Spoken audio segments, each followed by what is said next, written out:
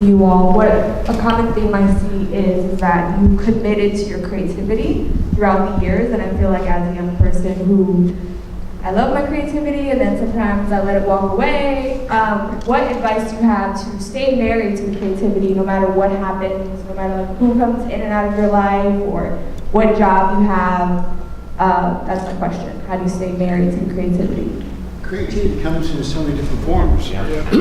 I gardened when I was a kid. I oil paint. I ride a unicycle. I ride a 5-foot unicycle. Creativity is not just taking a picture. It's in so many different forms. If you want to cook, garden, anything, that's creativity. It's, you know, I see the world as a canvas, and I see art out there. And I think what we have and what everybody has is, with me, I know it's been born within me, because since I was a kid, I always knew I was a little different than everybody else, which I picked on a lot. I did, but I always knew that there was something different about me. And I gardened, and I picked up a paintbrush, and I learned how to paint. And I bought my first unicycle when I was a kid. I taught myself how to ride it.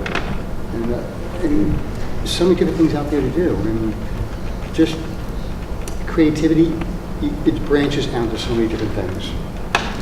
I see it as a process of play, so you have to allow yourself to just not take it so seriously and let it unfold.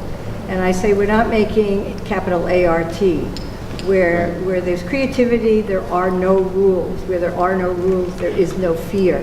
You're not going to fall very far. Just allow it. It's not brain surgery. When I was younger, I was with a large corporation in the beauty industry, and I was called into the president's office. I had just discovered a designer named Norma Kamali, and I was wearing her things to work.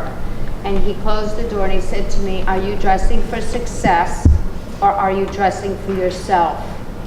And when he asked me that question, I became very tongue-tied because I knew that I was dressing for myself. And I had the courage to tell him and realize that my life and my style and my creativity didn't belong in a world that I didn't belong into. So if you want to express yourself and be a creative person and go a little bit out of your comfort level and wear something that, you know, who cares what other people think? I mean, really, what does it, I know that I don't want to look like other people. I'm comfortable with being who I am. I don't feel like I'm wearing a costume.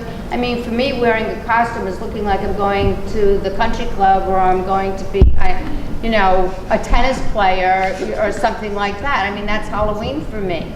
So, you know, think about that. So how serious is it? This is a life's journey. It should be about whimsy and being self-expressive and who has the right to judge anybody and make them feel this small where they are rather than being this big where you are?